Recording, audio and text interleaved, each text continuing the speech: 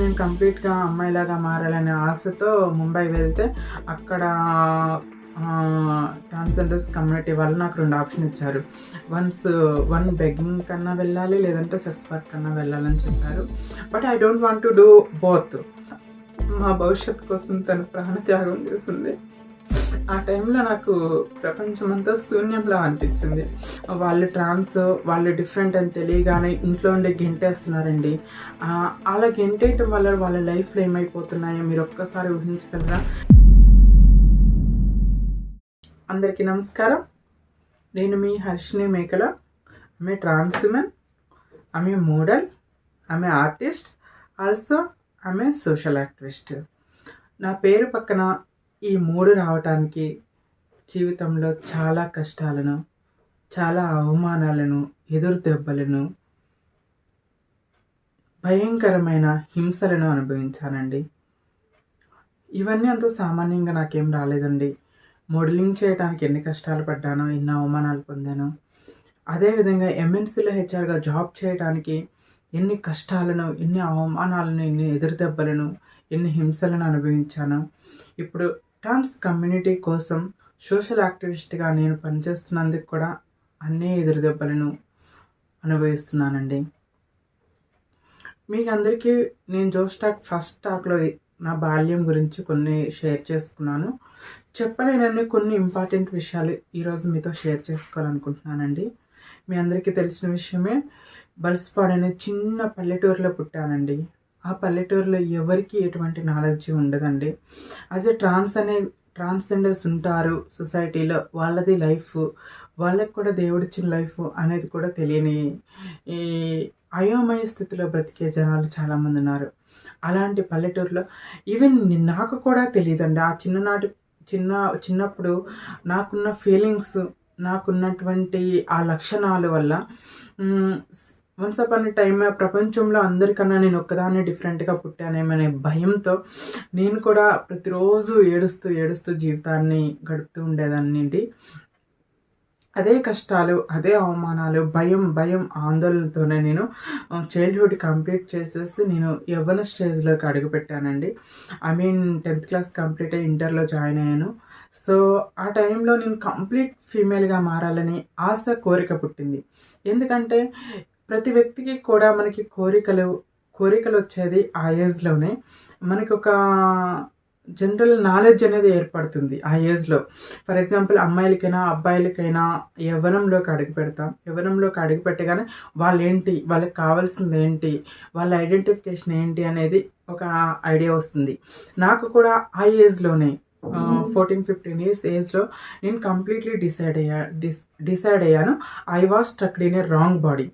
నేను అబ్బాయి రూపంలో ఉన్నా కూడా నేను అమ్మాయిని ఇన్‌సైడ్ నేను అమ్మాయిని. నా మనసు అమ్మాయి మనసు, నా బిహేవియర్ అమ్మాయిది. నేను చేసే పనులన్నీ అమ్మాయి మనసులు, అమ్మాయి పనులు అనేసి నేను ఆ ఏజ్‌లో డిసైడ్ అయ్యాను. ఎందుకంటే ఒక ఎగ్జాంపుల్ చెప్తాను. ఒక అమ్మాయికైనా, అబ్బాయికైనా ఒక ఏజ్ వచ్చినప్పుడు ఒక అబ్బాయిని చూస్తే హ్యాండ్సమ్‌గా ఉన్నాడు, నాకు ఇలాంటి లైఫ్ పార్ట్నర్ కావాలి అని అనిపిస్తుంది. అదే అబ్బాయికి ఇంత బ్యూటిఫుల్‌గా ఉంది, ఇలాంటి లైఫ్ పార్ట్నర్ కావాలి నాకు, లైఫ్ లాంగ్ ఇలాంటి హ్యాండ్సమ్‌గా ఇంత మంచి పర్సన్స్‌తో నేను కలిసి ఉండాలి అని ఒక డెసిషన్‌కి వస్తారు. ఈవెన్ నేను అబ్బాయి బాడీలో ఉన్నా కూడా నేను ఆ ఏజ్‌లో ఉన్నప్పుడు మంచి అబ్బాయిని చూసినా, మంచి గుడ్ క్యారెక్టర్ ఉన్న అబ్బాయిని చూసినా కూడా ఈ అబ్బాయి క్యారెక్టర్ మంచిది, ఇతను హ్యాండ్సమ్‌గా ఉన్నాడు, నాకు ఇలాంటి హస్బెండ్ కావాలి అనిపించేది కానీ నేను అతని లాంటి మనిషిని అని నాకు ఎప్పుడూ అనిపించలేదండి. ఆ ఏజ్‌లో అమ్మాయిని చూస్తున్నప్పుడు షీ ఈజ్ బ్యూటిఫుల్, నేను కూడా అంత అందంగా తయారవ్వగల, ఆమెలాగా డ్రెస్ వేసుకోవాలి, నేను ఆ అమ్మాయిలాగా హెయిర్ స్టైల్ చేసుకోవాలి, కానీ నాకు హెయిర్ లేదు ఎందుకు అనేసి భయం ఏడుస్తూ ఉండేది. ఆ ఏజ్‌లో నేను కంప్లీట్‌లీ డిసైడ్ అయ్యాను. నేను కాదు. నేను జీవిస్తున్న శరీరం నాది కాదు. నా మనస్సు నాది, నా బిహేవియర్ నాది. కానీ నా శరీరం నాది కాదు అని డిసైడ్ అయ్యాను. ఆ టైంలోనే నేను ఒక ఎదురు దెబ్బ కూడా తిన్నానండి. ఇప్పటివరకు ఎక్కడ చెప్పలేదు. బట్ నా నా బిహేవియర్, నేను అబ్బాయి బాడీలో ఉన్నా కానీ అమ్మాయిలాగే బిహేవ్ చేసేదాన్ని, అమ్మాయిలాగే నడిచేదాన్ని, అమ్మాయిలాగే హావభావాలు అన్నీ అమ్మాయిలాగే ఉండేది. సో, ఆ టైంలో నేను అలా నడుస్తూ, అలా చేస్తున్నప్పుడు మా ఊర్లో ఫ్రెండ్స్ కొంతమంది, మా ఊర్లో కాదు, నేను కాలేజీలో వెళ్తూ వస్తున్నప్పుడు నన్ను అబ్జర్వ్ చేసిన కొంతమంది నన్ను 4, 5 మెంబర్స్ నన్ను భయంకరంగా కొట్టడం జరిగింది. బెల్ట్ తీసుకొని చేతులతో, కర్రలతో తన్నటం, గుద్దటం చేశారండి. "ఎందుకిలా బిహేవ్ చేస్తున్నావు నువ్వు? అందరిలాగా నువ్వెందుకుండవు? ఇలా తిప్పుకుంటూ నడుస్తావెందుకు? అమ్మాయిలాగా బిహేవ్ చేస్తావేంటి? అమ్మాయిలాగా ఉంటావెందుకు? ఇంట్లో ముగ్గులేస్తావెందుకు? ఇంట్లో కల్లాపు చల్లుతావెందుకు? ఎందుకు పరువు తీస్తున్నావు?" అనేసి నన్ను బెల్ట్‌తో కొట్టటము, చిత్రహింసలు చేయటం జరిగిందండి. ఆ బాధ తట్టుకోలేక ఇంటికొచ్చి అమ్మకి చెప్పుకోలేను. అమ్మ, నాన్నకి చెప్పుకోలేక, ఎవరికీ చెప్పుకోలేక నేను గదిలో కూర్చొని 2 రోజులు ఏడుస్తూ జరిగింది. ఆ నొప్పులు భరించలేక నేను వేడి నీళ్ళు కాపడం పెట్టుకోవటం అలాంటివి చేయటం జరిగిందండి. అప్పుడు నన్ను కొట్టి చిత్రహింసలు చేసిన వాళ్ళే ఇప్పుడు నాకు అందులో ఒక పర్సన్ కాల్ చేసేసి "we are proud of you Harshini, you are doing great. Normal persons కూడా చేయలేని స్థితికి మన ఊరి పేరు ఆ స్టేజ్‌కి తీసుకెళ్ళావు" అని చెప్పేసి నన్ను పొగడటం జరిగింది. దానికి నేను చాలా హ్యాపీగా ఫీల్ అయ్యానండి. ఈ స్టేజ్‌కి రావడానికి అలాంటి ఎదురు దెబ్బలు, అలాంటి అవమానాలు, అలాంటి దెబ్బలు జీవితంలో చాలా అనుభవించానండి. సో, ఆ ఏజ్‌లోనే నేను డిసైడ్ అయ్యాను. నేను కంప్లీట్ ఫీమేల్‌గా మారాలి అనుకుని డిసైడ్ అయ్యాను. బట్ నాకు ఆప్షన్ లేకుండా ఉండింది. సో, అమ్మకి నేను ప్రామిస్ చేశాను. నేను స్టడీ కంప్లీట్ చేస్తాను. ఎందుకంటే అమ్మకి నా ఐడెంటిఫికేషన్ ఏంటో అమ్మకి తెలుసు. అమ్మకి తెలుసు. అమ్మ చూస్తుంటుంది గదా! రోడ్డు పక్కన బెగ్గింగ్ చేసుకునే వాళ్ళను, అదరు చేసే వాళ్ళని అమ్మ అబ్జర్వ్ చేసుంటుంది. నా లైఫ్ వాళ్ళలాగా మారకూడదనేసి మా అమ్మ నిర్ణయం తీసుకుంది. సో, ఆ నిర్ణయం చొప్పున మా అమ్మగారు ఏం చేశారంటే, నా స్టడీ కంప్లీట్ చేస్తాను. నేను ఎన్ని కష్టాలు పడ్డా, ఎన్ని అవమానాలు పడ్డా కూడా, ఎంతమందిని చిత్రహింసలు చేసినా, ఎన్ని అవమానించినా కూడా నేను స్టడీ కంప్లీట్ చేయాలి అని చెప్పేసి మా అమ్మగారు నా దగ్గర ప్రామిస్ చేసుకున్నారు. మా అమ్మకి నేను ఇచ్చిన ప్రామిస్ కోసం నేను అదే అవమానాలను, అవహేళనలు భరిస్తూ నేను డిగ్రీ కంప్లీట్ చేశానండి. నేను ఎప్పుడైతే డిగ్రీ కంప్లీట్ చేశానో, డిగ్రీ కంప్లీట్ చేసిన తర్వాత నాకు ఒక ట్రాన్స్ పరిచయం అయ్యారు. నేను కంప్లీట్ ఫీమేల్‌గా మారాలి అని తనకు చెప్తే, ఇలా ముంబై వెళ్తే సర్జరీ చేసుకోవచ్చు, కంప్లీట్ ఫీమేల్ లాగా మారొచ్చు అనేసి నాకు సజెషన్ ఇచ్చారు. సో, ఇంట్లో చెప్పపెట్టకుండా వెంటనే నేను ఆ న్యూస్ వినగానే, చిన్నప్పటి నుండి ఆశ కదా, అమ్మాయిలాగా మారాలనే ఆశ, ఆ ఆశతోని ఎందుకు ఆ ఆశ ఎంతవరకు దారితీస్తుందంటే, నేను 8th క్లాస్ 12, 13 ఇయర్స్ ఏజ్‌లో ఉన్నప్పుడు నేను అమ్మ, నాన్న అందరూ పొలం పనులకి ఎటు వెళ్ళినప్పుడు ఇంట్లో డోర్లన్నీ వేసుకొని మా మమ్మీ సారీస్ అవి ఇంట్లో కట్టుకొని నేనెంత అందంగా ఉన్నానో అద్దంలో చూసుకొని మురిసిపోవటం, నా రియాలిటీ ఏంటో, నా శరీరాన్ని కూడా అలా మార్చుకొని నేను మురిసిపోవటం జరిగేది. వన్స్ అపాన్ ఏ టైం మా ఇంట్లో వాళ్ళు, మా అమ్మ వాళ్ళు అలా కట్టుకోవటం చూసేసి నాకేమో దెయ్యం పట్టిందేమో, మా నాన్నగారు, మా అక్క వాళ్ళందరూ ఎందుకు ఇట్లా బిహేవ్ చేస్తున్నావు, నాకు దెయ్యం పట్టిందేమో అని చెప్పేసి భూత వైద్యుల దగ్గరికి నన్ను తీసుకెళ్ళటం కూడా జరిగింది.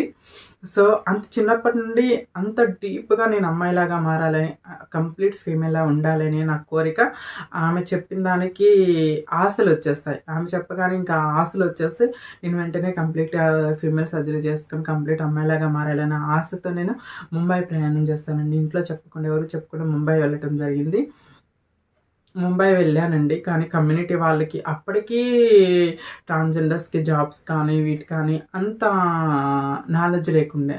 ఎందుకంటే ఆ తర్వాతనే నాల్సా జడ్జిమెంట్ వచ్చింది. 377 యాక్ట్ వచ్చింది. ఆ తర్వాత నుండి ట్రాన్స్‌జెండర్స్‌కి కాలేజెస్, స్కూల్‌లో చదువుకోవటానికి ఆపర్చునిటీస్ వచ్చాయి. వాళ్ళ కాళ్ళ మీద వాళ్ళు బ్రతకటానికి గవర్నమెంట్ కొన్ని సదుపాయాలు కల్పిస్తుంది. ఆ టైంలో, నేను చదువుకునే టైంలో ఎటువంటి ఆప్షన్స్ లేవనమాట ట్రాన్స్‌జెండర్స్‌కి.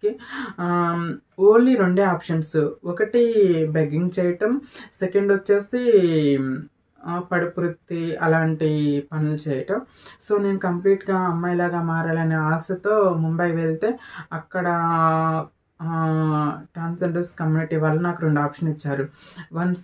వన్ బెగ్గింగ్ కన్నా వెళ్ళాలి, లేదంటే సెక్స్ వర్క్ కన్నా వెళ్ళాలని చెప్పారు. But I don't want to do both. నేను డిగ్రీ కంప్లీట్ చేశాను. I want to live my respectable life. నా జీవితాన్ని నేను హ్యాపీగా, రెస్పెక్ట్‌గా సమాజంలో గౌరవంగా బ్రతకాలని నిర్ణయించుకున్నాను. ఒక 2 డేస్ అక్కడ ఉండటం జరిగింది. నేను ఏడ్చాను. అందులో అమ్మను వదిలేసి ఫస్ట్ టైమ్ అలా వెళ్ళి ఉండటం కదా! అమ్మ మెమరీస్ గుర్తొచ్చేసి నేను ఏడ్చేసి నేను ఉండనండి వెళ్ళిపోతానని చెప్పడం జరిగింది. అప్పుడు వాళ్ళు నన్ను రిటర్న్ పంపించేసారు. ఇక్కడికొచ్చాక మా అమ్మగారు హాస్పిటలైజ్డ్. ఎందుకంటే అమ్మను వదిలేసి నేను ఎప్పుడు కూడా ఉండలేదలా. అమ్మను వదిలిపెట్టి ఎప్పుడు వెళ్ళలేదు. చిన్నప్పటి నుండి అమ్మకి నా ఐడెంటిఫికేషన్ తెలుసు కాబట్టి అమ్మమ్మ వాళ్ళ ఊరు వెళ్ళినా, ఎక్కడికెళ్ళినా అమ్మ నన్ను అమ్మతో పాటుగా తీసుకెళ్తూ ఉండేదనమాట. వచ్చాక నా అమ్మ హాస్పిటలైజ్డ్ అయింది. అమ్మకి ఇట్లా చెప్పాను. అమ్మ కంప్లీట్ అమ్మాయిలాగా మారడానికి నేను వెళ్తే నాకిట్లా 2 ఆప్షన్స్ ఇచ్చారు. నేను అయి 2 చేయనని చెప్పొచ్చానంటే అమ్మగారు బాగా ఏడ్చేసి నువ్వు అలా ఎప్పటికీ చేయొద్దు, నువ్వు గౌరవంగా బ్రతకాలి, నువ్వు ఎన్ని కష్టాలైనా స్టడీ కంప్లీట్ చేయాలని చెప్పేసి మా అమ్మగారికి అప్పటికే హార్ట్ ఆపరేషన్ అయిందండి. మా అమ్మగారికి హార్ట్ ఆపరేషన్ అయినాక కూడా నా స్టడీ కోసం పొలం పనులకి, ఊళ్ళో కూలి పనులకి, ఒట్లు మేయటానికి, నాట్లకి, కలుపులకి, విలేజెస్లో అన్నిటికి వెళ్తారు కదండి, అన్నిటికి వెళ్ళింది. ఇప్పుడు నేను ఈ స్టేజ్లో ఉన్నానని చిన్నప్పటి నుండి ఏ కష్టాలు పడకుండా వచ్చాను అనుకోకండి. మేము పేద కుటుంబంలో పుట్టాను. అమ్మతో పాటుగా నేను అన్ని విలేజ్‌లో జరిగే అన్ని పనులకి వెళ్ళానండి. మిరపకాయలు కోయటానికి వెళ్ళాను, కలుపులకి వెళ్ళాను, ఒడ్లు కోయటానికి వెళ్ళాను. అమ్మతో పాటు అన్ని పనులకి నేను కూడా వెళ్ళానండి. హాలిడేస్‌లో Dasara holidays, Sankranti holidays, summer holidays వచ్చిన ప్రతిసారి అమ్మతో పాటు నేను కూడా పొలం పనులకు వెళ్ళటం జరిగేది. సో, అమ్మకి చెప్పిన తర్వాత అమ్మ నన్ను చదువుకోవాలని ప్రామిస్ చేసుకున్నారు మళ్ళీ.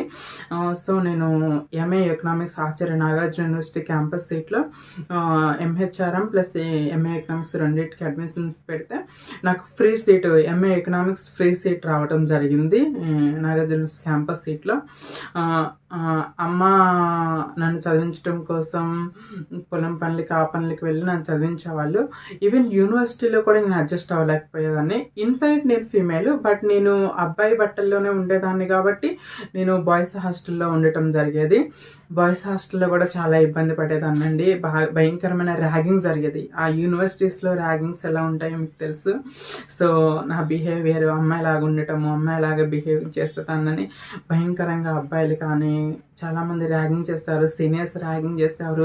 హరాస్మెంట్స్ కూడా చేయటం జరిగింది. ఒక సీనియర్ నన్ను ఫిజికల్గా కూడా అరెస్ట్ చేయడానికి ప్రయత్నించడం జరిగింది. హాస్టల్ రూమ్లో కూడా మూలకెళ్ళి అందరితో కలవకుండా మూలకి పడుకునేదాన్ని. భోజనానికి ఒక్కదాన్నే వెళ్ళటం, ఒక్కదాన్నే రావటము, కాలేజీకి ఒక్కదాన్నే రావటం, ఒక్కదాన్నే లోన్లీనెస్, జీవితంలో ఒంటరిదాన్ని అనే ఫీలింగ్తో బ్రతికేదాన్ని. ఎవరు నన్ను యాక్సెప్ట్ చేయరు. చేసేవాళ్ళు కూడా కాదు. ఎవరో ఒకళ్ళు ఉండేవాళ్ళు. యాక్సెప్ట్ చేసేవాళ్ళు కూడా కాదు.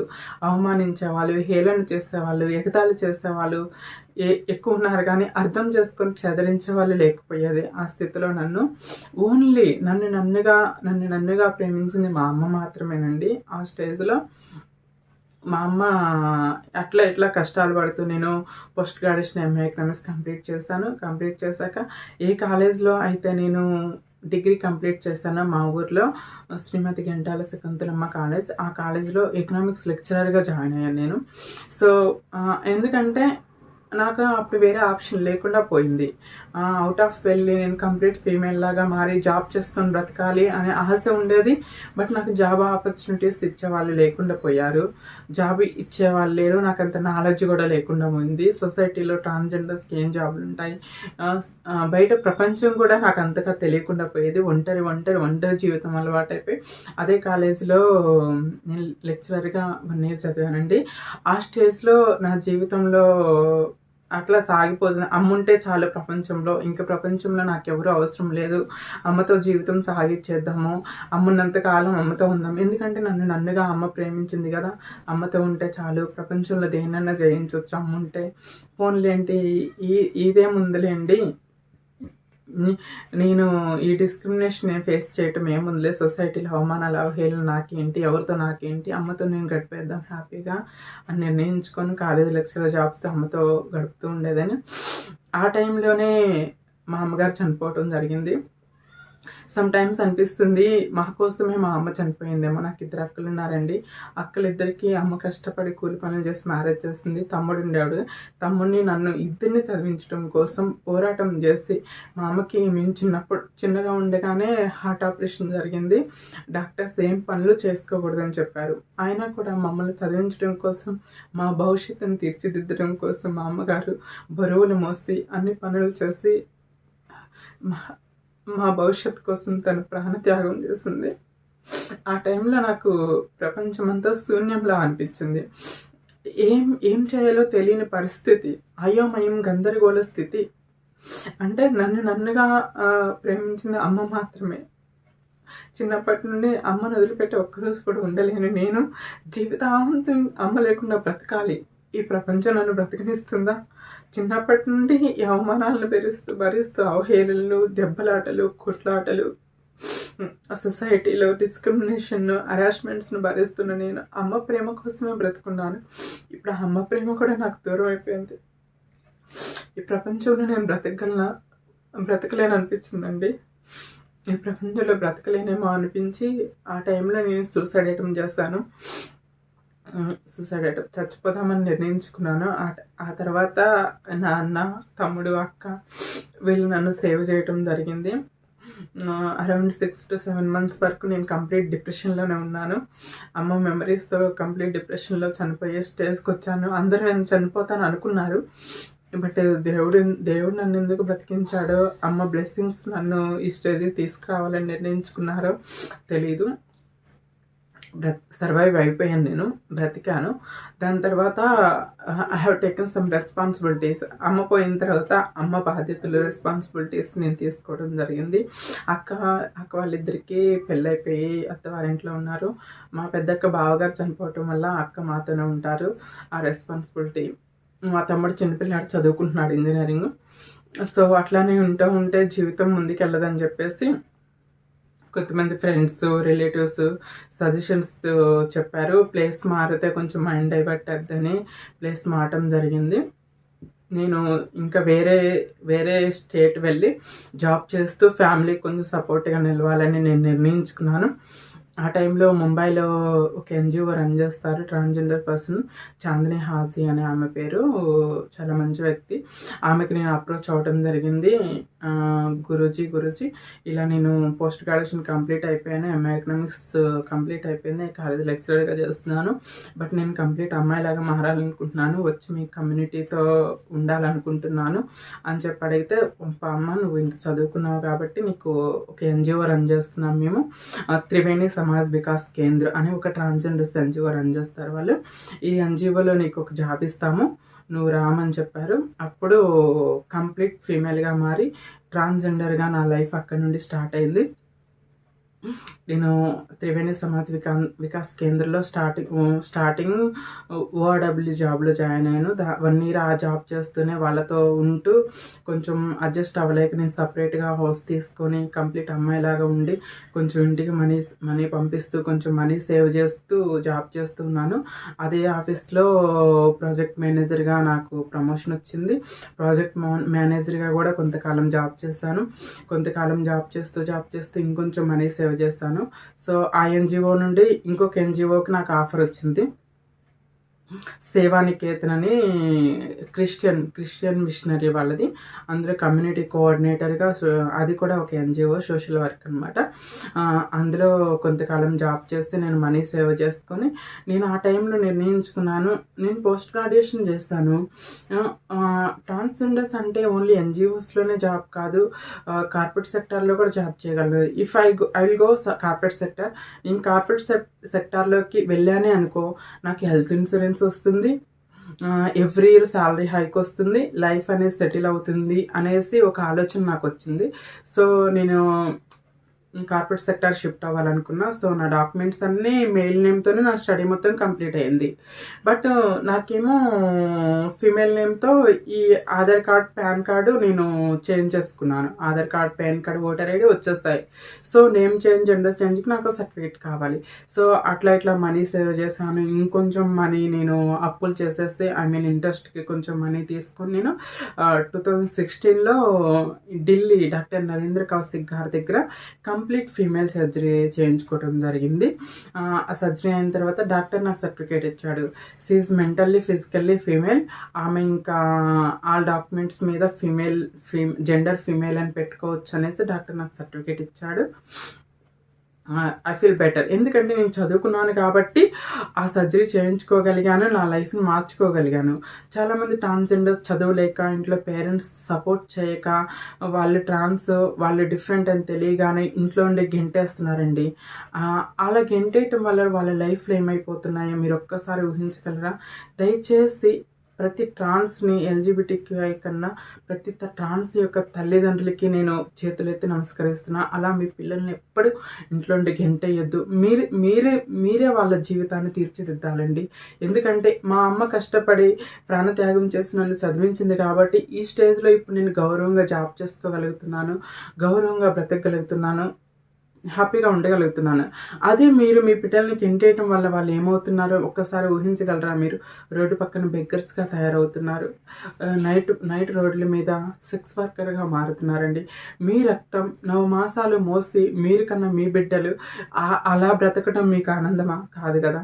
నేను రిక్వెస్ట్ చేస్తున్నానండి, మీ బిడ్డ ఎవరన్నా కానీ ఆడ మగ అయితే ఎట్లా ఆదరించి వాళ్ళని చదివించి మంచి భవిష్యత్తు ఇస్తారో అదే మీ బిడ్డ ట్రాన్స్, డిఫరెంట్, ఒక ఫిజికల్లీ హ్యాండిక్యాప్టెడ్ పిల్లల కన్నా తల్లి కూడా దూరం చేసుకోదు కదండి. ఫిజికల్లీ హ్యాండిక్యాప్టెడ్ అనేసి వాళ్ళని చేరదీస్తుంది.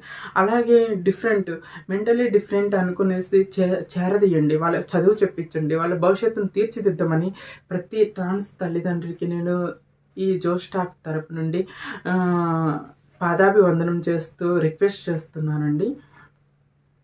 సో ఆ తర్వాత నా లైఫ్ జర్నీ స్టార్ట్ అయింది. నేను డాక్టర్ ఇచ్చినటువంటి ఆ సర్టిఫికేట్ని బేస్ చేసుకొని నేను కోర్ట్ నుండి అండ్ మహారాష్ట్ర గవర్నమెంట్ నుండి name change, gender change affidavit certificate తీసుకున్నాను. దాని ద్వారా నేను నా documents, affidavit certificate, surgery certificates, Aadhaar card, pan card, voter ID అన్నీ కూడా ఫీమేల్ అని చేయించుకున్నాను. దాని తర్వాత ఈవెన్ నా పాస్పోర్ట్లో కూడా పాస్పోర్ట్లో ఫీమేల్ కూడా వచ్చింది. పాస్పోర్ట్లో కూడా అబ్జెక్షన్ పెట్టారు, ఫీమేల్ అని ఎందుకు పెట్టాలి, మేము ట్రాన్స్జెండర్ అని పెడతాం కదా అని చెప్పారు. This is my life. నేను ఫీమేల్లా బ్రతకాలనుకుంటున్నాను. Inside I'm female by birth, outside నుండి కూడా నేను కంప్లీట్ ఫీమేల్లా చేంజ్ అయ్యాను. నేను ఫీమేల్లా బ్రతకాలనుకుంటున్నాను అని చెప్పేసి నేను పాస్పోర్ట్ ఆఫీస్కి డైరెక్ట్గా వెళ్ళేసి అందులో నేను మోడలింగ్ చేయాలనుకుంటున్నాను.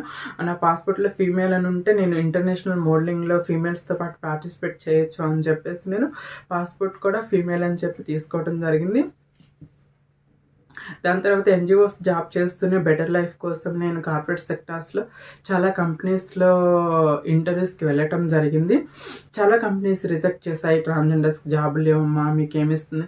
అందులో నాది ఇంగ్లీష్ నాలెడ్జ్ కొంచెం పూర్ ఉండేది. చిన్నప్పటి నుండి ఫస్ట్ క్లాస్ నుండి కూడా పోస్ట్ గ్రాడ్యుయేషన్ వరకు కూడా నేను గవర్నమెంట్ స్కూల్, గవర్నమెంట్ కాలేజ్ అన్ని గవర్నమెంటే, Telugu medium only, Telugu medium. ఎందుకంటే నేను పూర్ ఫ్యామిలీలో పుట్టాను. కార్పొరేట్ స్టడీస్, ఇంగ్లీష్ మీడియం చదివించే స్తోమత మా అమ్మ నాన్నకి లేదు. Government colleges, government schools, Telugu medium only చదువుకోవటం వల్ల కొంచెం ఇంగ్లీష్ డిఫరెన్స్ ఉండేది నాకు. అయినా కూడా నేను స్పోకెన్ ఇంగ్లీష్ క్లాసెస్ నేర్చుకొని, కంప్యూటర్స్ కోర్స్ నేర్చుకొని తర్వాత కార్పొరేట్ సెక్టార్స్లో జాబ్స్ కోసం ట్రై చేయడం జరిగింది. కొన్ని కంపెనీస్ రిజెక్ట్ చేశాయి, కానీ అంత పెద్ద బాధ అనిపించింది. ఒక ఎగ్జాంపుల్ చెప్తాను. ఒక మహాప్రబుద్ధుడు ఉన్నాడండి, కంపెనీ పేరు చెప్పలేను. ఆ కంపెనీలో ఇంటర్వ్యూకి వెళ్ళానండి. ఫస్ట్ నన్ను ఫీమేల్ అని అనుకున్నారు, గుర్తుపట్టలేదు. జాబ్లో ఇంటర్వ్యూలో సెలెక్ట్ చేశారు. సో డాక్యుమెంట్స్ వెరిఫికేషన్ అప్పుడు నా స్టడీ మొత్తం మెయిల్ నేమ్తో కంప్లీట్ అయింది కాబట్టి నేను ట్రాన్స్జెండర్ అని అతనికి అర్థమైంది. అతను ఏమన్నాడో తెలుసా? సరే కానీ ఇప్పుడైతే వేకెన్సీస్ లేవమ్మా మా కంపెనీలో, నీ నెంబర్ ఇచ్చెళ్ళు, నైట్కి ఫోన్ చేసి వస్తాను. ఇంత దుర్మార్గమైన ఆలోచన అండి. ట్రాన్స్జెండర్ అంటే జాబ్ ఇవ్వకపోతే పోయావు, వదిలేసేసి అంటే పడిపురుతి ఎలా కనిపిస్తుంది నీ కంటికి? అదే ప్లేస్లో ఒక అమ్మాయి జాబ్ కోసం వస్తే అట్లా నెంబర్ తీసుకొని డైరెక్ట్గా నైట్కి వస్తానని అనగలడా? ఆ చిన్న చూపు అనేది నాకు నచ్చలేదండి. చాలా రోజులు బాధపడ్డాను. ఎందుకు సొసైటీ ఇలా థింక్ చేస్తుంది? ఒక ట్రాన్స్‌జెండర్ అంటే ఆ పడిపోతికి బెగ్గర్‌లాగా ఎందుకు చూడాలి? సమాజంలో ఎంతమంది గౌరవంగా బ్రతుకుతున్నారండి. ట్రాన్స్‌జెండర్స్ ప్రెజెంట్ సిట్యుయేషన్‌లో లాయర్స్ ఉన్నారు, డాక్టర్స్ ఉన్నారు, పోలీసులున్నారు, ఈవెన్ పొలిటీషియన్స్ ఉన్నారు, కార్పొరేట్ సెక్టార్స్‌లో ఉన్నారు. అన్ని రంగాల్లో ట్రాన్స్‌జెండర్స్ వాళ్ళ వేస్‌లో ముందుకెళ్తూ ఉన్నారు. ఇంకా సొసైటీలో చేంజ్ రాకపోతే ఎలా అండి? మారాలి కదా! మారాలి. ప్లీజ్ దయచేసి మారండి. ఈ కార్పొరేట్ సెక్టార్స్‌లో ఇలాంటి థింకింగ్ ఉన్న వాళ్ళు ఎవరన్నా ఉంటే మనం ఖచ్చితంగా మారాలి. అన్ని కంపెనీస్‌లో సెన్సిటైజేషన్ ప్రోగ్రామ్స్ పెట్టాలి. ట్రాన్స్‌జెండర్స్‌కి ప్రత్యేకంగా జాబ్స్ ఇవ్వాలని కూడా నేను కోరుకుంటున్నాను. దాని ద్వారా ట్రాన్స్‌జెండర్స్ ఎక్కువ మంది చదువుకోగలరు. వాళ్ళ లైఫ్ స్టైల్ చేంజ్ చేసుకోగలరు. సమాజంలో ట్రాన్స్‌జెండర్స్ కూడా ఈవెన్ మేల్, ఫీమేల్ లాగా నార్మల్ పర్సన్స్‌ని జీవించటానికే అవకాశం కలుగుతుంది అని చెప్పి నేను కోరుకుంటున్నాను. దాని తర్వాత నేను చిన్నప్పటి నుండి నా మోడల్ ఆర్టిస్ట్ అవ్వాలనేది నా డ్రీమ్ అనమాట.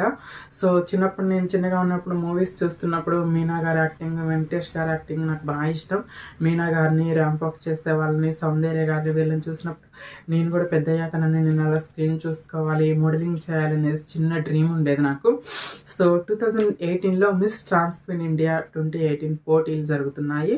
నేషనల్ లెవెల్‌లో ట్రాన్స్‌జెండర్స్ బ్యూటీ పేజెంట్‌లో పాల్గొనొచ్చు అనమాట. సో, నేను ట్రై చేద్దామని యాక్చువల్‌గా నాకు ఇంట్రెస్ట్ మోడలింగ్, యాక్టింగ్ ఇంట్రెస్ట్ కాబట్టి ఒకసారి ట్రై చేద్దామనే ఉద్దేశంతో నేను వెళ్ళాను. ఆడిషన్స్‌కి చాలామంది వచ్చారు. ఆడిషన్స్‌లో సెలెక్ట్ అయ్యాను. సో, లక్కు సో, ఆడిషన్స్‌లో సెలెక్ట్ అయిన వాళ్ళు చాలా ప్రాక్టీస్ చేసి, రాంబాక్స్‌లో అన్ని ప్రాక్టీస్ చేసి పార్టిసిపేట్ చేయడానికి వెళ్తారు. బట్ నేను జాబ్ చేస్తున్నాను అప్పుడు. ఒక ఎంఎన్‌సీ కంపెనీలో సారీ ఐ డిడ్ంట్ కంప్లీట్ నా జాబుది. సో, అలా అది ఎదురు దెబ్బలొచ్చినా, అతను అవమానించినా గూడా ఓటమిని అంగీకరించలేదు. ఫైనల్లీ జోన్స్ లాంగ్ లాసెల్లి అనే ఒక ఎంఎన్‌సీ కంపెనీలో వాళ్ళు నా మీద ఎటువంటి డిస్క్రిమినేషన్ లేకుండా నాకు జాబ్ ఇవ్వటం జరిగింది. అంటే సమాజంలో కొంతమంది మంచి వాళ్ళున్నారండి. ఆ కంపెనీ నాకు చాలా హెల్ప్ చేసింది, సపోర్ట్ చేసింది, వర్క్ లెర్న్ చేసుకోవడానికి సపోర్ట్ చేసింది. సీఈఓ గారు గూడా నాకు సపోర్ట్ చేసేవాళ్ళు. మా మేనేజర్ సపోర్ట్ చేశారు. సో, జేఎల్ఎల్ నాకు కార్పొరేట్ సెక్టార్‌లో ముందుకు వెళ్ళటానికి జేఎల్ఎల్ అనేది అవకాశం ఇచ్చింది. I really thank you so much JLL. JLL అనే ఎంటైర్ టీమ్, ఆ సీఈఓ రమేష్ నాయర్ గారు నా కార్పొరేట్ సెక్టార్‌లో నా అస్తిత్వాన్ని పరిగణించకుండా, నా ఐడెంటిఫికేషన్‌తో సంబంధం లేకుండా నాకు జాబ్ ఇచ్చేసి జీవితంలో ముందుకెళ్ళటానికి సహాయం చేశారు. ఎంఎన్‌సీలో హెచ్ఆర్‌గా నా కెరీర్ స్టార్ట్ అయింది. దాని తర్వాత నేను మోడలింగ్, యాక్టింగ్‌లో నేను ముందుకెళ్ళాలని నిర్ణయించుకున్నాను. నా డ్రీమ్ ఫుల్‌ఫిల్ బ్రతకటానికి ఎలాగో మార్గం వచ్చేస్తుంది. డబ్బొస్తుంది. బ్రతకడానికి డబ్బొస్తుంది. బట్ మన డ్రీమ్స్‌ని ఫుల్‌ఫిల్ చేసుకోవటానికి మనకి రైట్స్ ఉన్నాయి కదా! నా డ్రీమ్స్ నేను చిన్నటి నుండి నేను కన్న కలల్ని నేను ఫుల్‌ఫిల్ చేసుకోవాలని నిర్ణయించుకున్నాను. ఆ టైంలోనే మోడలింగ్‌లో నేను జాబ్ చేస్తూనే ఇంట్లోనే ప్రాక్టీస్ చేసేదాన్ని. ర్యాంప్ వాక్, హీల్స్ కొనుక్కొని పడేదాన్ని, లేసేదాన్ని, పడేదాన్ని, లేసేదాన్ని. పడుతూ, లేస్తూ ర్యాంప్ వాక్ ప్రాక్టీస్ చేశాను. ప్రాక్టీస్ చేసి first round, second round, final అయిపోయింది. టాప్ 6 ప్లేస్‌లో నించున్నాను. నేషనల్ లెవెల్ 2018 మిస్ ట్రాన్స్ క్వీన్ ఇండియాలో టాప్ 6లో నిలిచి టాప్ 10 లిస్ట్‌లో రావడం గ్రేటు. టాప్ 10 వచ్చాను ఫైనల్ రౌండ్‌కి. టాప్ 10 లిస్ట్‌లో టాప్ 6లో వచ్చాను. So, I got a miss beautiful smile 2018 award also. So, ఆ క్షణం నాకు అనిపించింది లైఫ్‌లో సగం వరకు సక్సెస్ అయ్యాను. కంప్లీట్ సక్సెస్ అవ్వలేదు. సగం వరకు సక్సెస్ అయ్యాను మోడలింగ్ రంగంలో. దాని తర్వాత కొన్ని ఫోటో షూట్స్ చూస్తాను.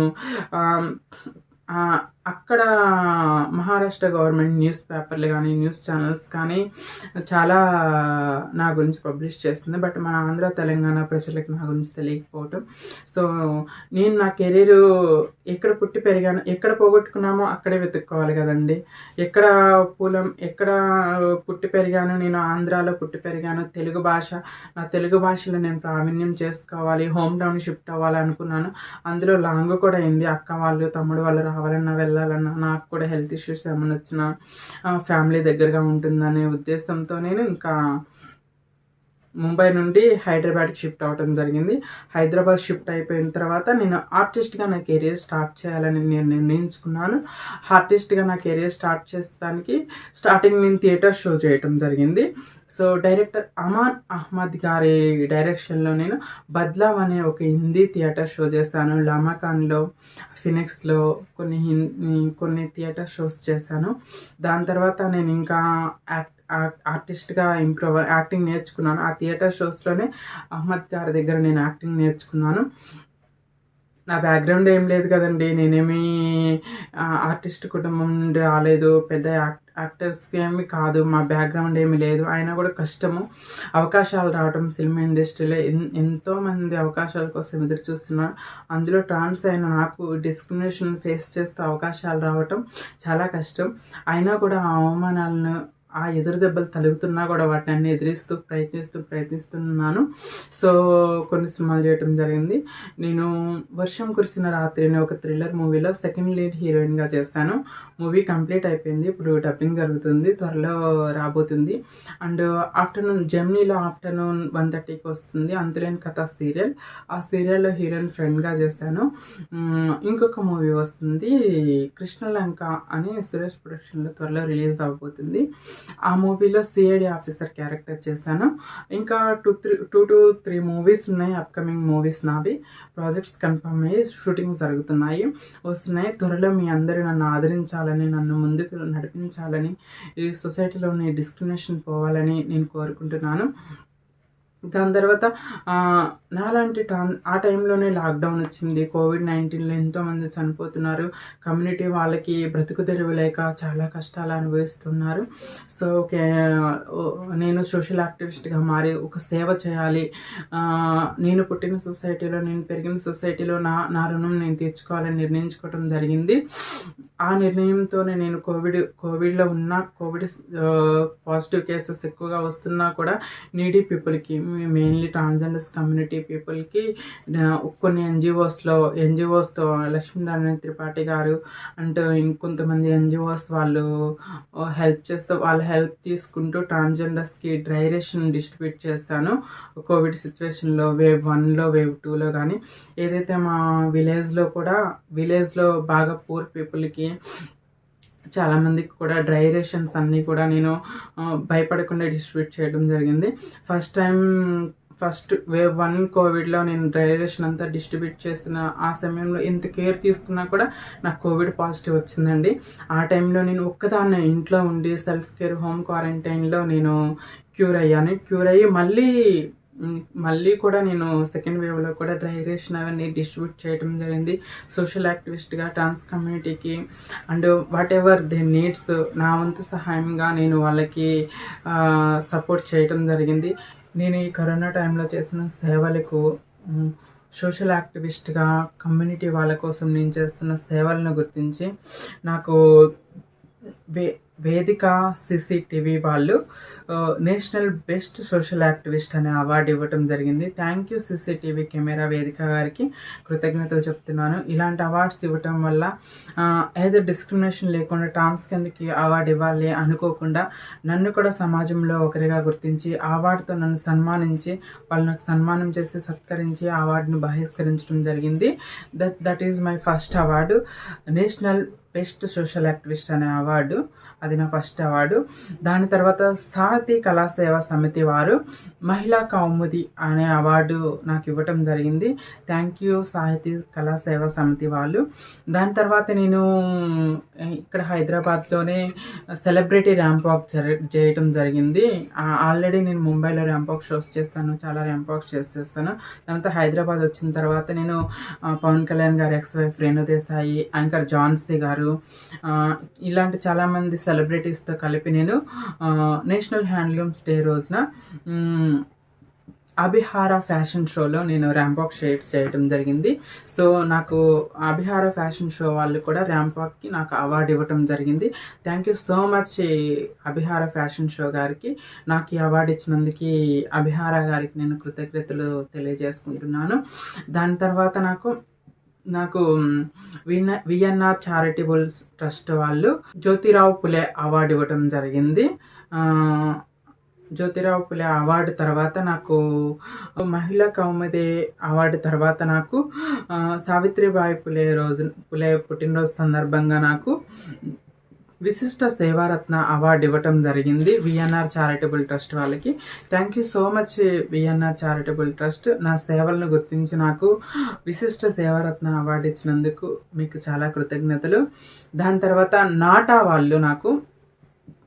వాళ్ళు ఉగాది పురస్కారం ఇవ్వడం జరిగింది. ఉగాది పురస్కారాల్లో నన్ను గుర్తించి యాజ్ ఎ ట్రాన్స్జెండర్ అయినా కూడా నేను చేస్తున్న సేవలకు నాకు ఉగాది పురస్కారాన్ని నాటా వాళ్ళు ఇవ్వటం జరిగింది. ఇలా పురస్కారాలన్నీ తీసుకున్నాను. ఒకప్పుడు అవమానాలు, అవహేళనలు, ఎదురు దెబ్బలు, ఏడుపులు అవే కాకుండా ఇప్పుడు అనుభవించిన నేను ఇప్పుడు ఈ సన్మానాలు తీసుకుంటున్నాను. చాలా హ్యాపీగా ఉంది. మా అమ్మ నాన్న ఉంటే ఎంతో ఆనందించేవాళ్ళు.